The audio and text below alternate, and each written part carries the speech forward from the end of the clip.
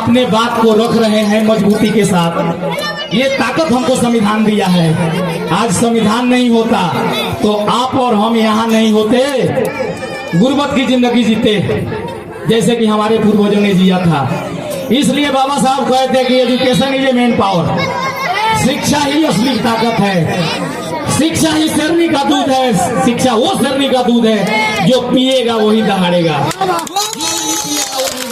साथियों, मैं आप लोगों से निवेदन पूर्वक कहना चाहता हूं कि आने वाले भविष्य को कलम पकड़ाइए। बाबा साहब का कहना था कि 1000 गुना तलवार से ज्यादा ताकत एक कलम में होती है। आप लोग अपने बच्चों को, अपने भविष्य को कलम पकड़ाइए। कलम ही सब कुछ बदल देता है। परिणाम स्वरूप देखिए, आज वर्ल्ड का पूरा फ्यूचर ही बदला हुआ है। कैसे बदला है? कलम की ताकत से बदला है। आज जिस चीज को हम इस्तेमाल कर रहे हैं वो कलम से निकला है। वैज्ञानिकों की सोच है, महापुरुषों की सोच है, महापुरुषों की विचार है। जिस विचार के तहत आज हम सब एक छत के नीचे एकत्रित हुए हैं, उस विचार के तहत हम एकत्रित हुए हैं। यहाँ इसमें कोई भी व्यक्ति ये नहीं कह सकता है कि ना आप आगे रहो और आप पाछे रहो। वर्ण व्यवस्था का देन था कि ये सब समाज में था, लेकिन उसको बाबा साहब ने खत्म किया। और बाबा साहब ने कहा कि नहीं, शिक्षित बनो, संगठित बनो, संघर्ष करो। यानी कि हम शिक्षित होंगे तो अपना हक, अधिकार, ज्ञान, विज्ञान, मान, सम्मान जानेंगे।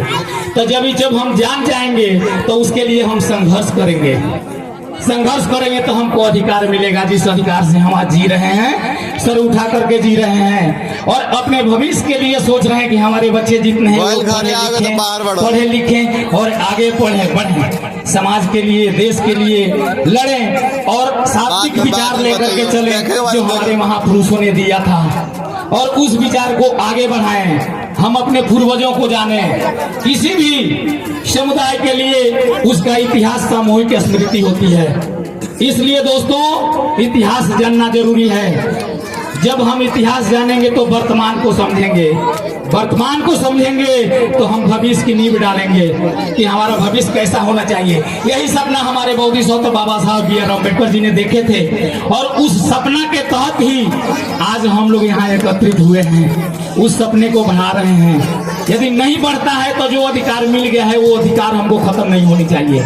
दोस्तों, ये हक और अधिकार की लड़ाई है, मान और सम्मान की लड़ाई है। हम जहां भी जाएं हमको बराबर का दर्जा मिले। बाबा साहब को पूजने से पहले बाबा साहब को विचारों को हम अमल करें। बाबा साहब लिखे हैं संपूर्ण पाठवन में, इस देश में 2 मात्र किताबें जो है वो सुप्रीम कोर्ट के आदेश पर बिकती है।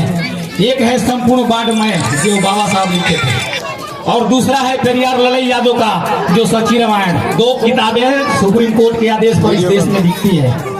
कोई भी किताब यदि आप खरीद करके घर पर लाते हैं, अपने बच्चे को देते हैं, तो देखिए कि उस किताब का राइटर कौन है। वो किताब